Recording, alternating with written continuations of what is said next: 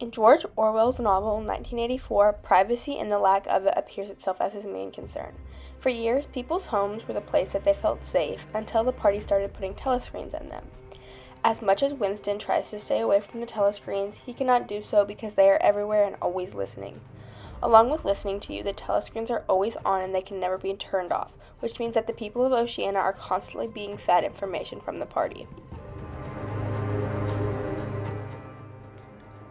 The telescreen received and transmitted simultaneously any sound that Winston made. Above the level of a very low whisper would be picked up by it. Moreover, so long as he remained within the field of vision which the metal plaque commanded, he could be seen as well as heard. Orwell 3. The instrument, the telescreen it was called, could be dimmed, but there was no way of shutting it off completely. 2. By sitting in the alcove and keeping well back, Winston was able to remain outside the range of the telescreen, so far as sight went. 11. Winston walked over to the window, keeping his back to the telescreen. 33. He took his scribbling pad on his knee and pushed back his chair so as to get as far away from the telescreen as possible. 100.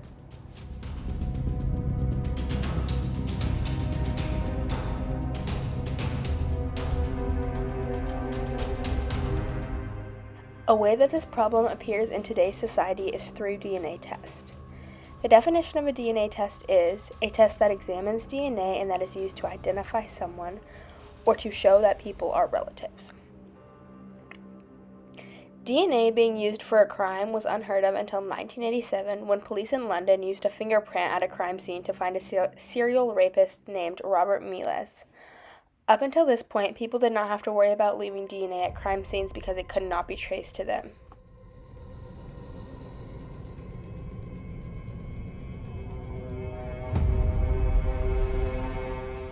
It wasn't until 2007 when the first at-home DNA test was launched. The company was called 23andMe and it cost $999 just to take the test.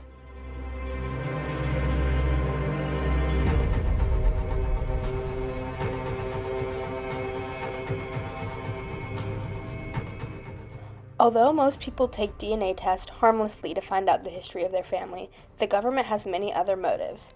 As soon as one family member takes a DNA test, the entire family's DNA is also given to the government. So even if you try to escape, like Winston tried to escape the telescreens, you can't.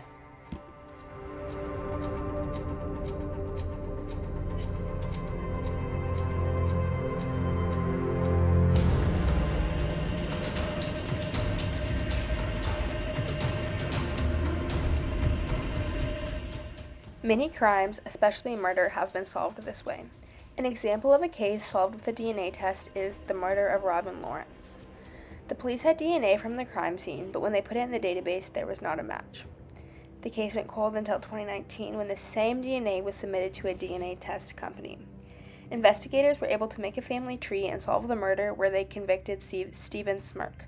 But they weren't just able to make a family tree, they were also able to make a sketch of what he would look like when he committed the murder to now.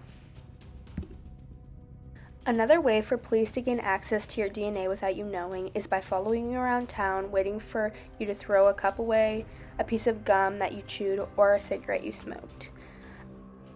A murder solved using this method is the murder of 4 college students in Idaho. Although there was DNA left at the crime scene, there was no DNA in the police system that was a match. So once the police had a suspect, they went to his house and searched through his garbage to get something to run his DNA with. They got a match, and that is what ultimately led to the arrest of Brian Kohlberger.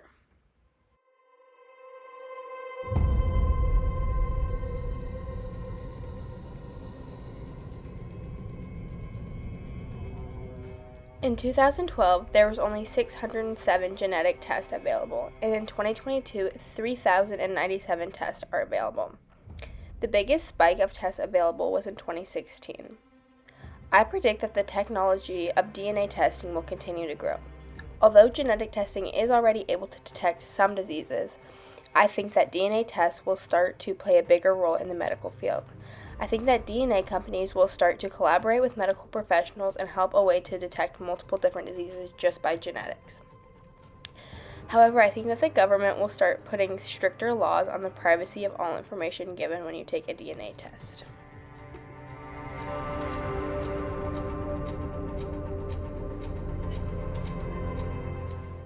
There are a few different solutions to help us improve the use of at-home DNA tests.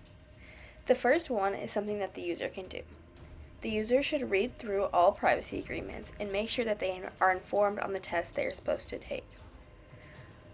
I believe that at-home DNA testing companies should increase the amount of privacy used to protect users' data.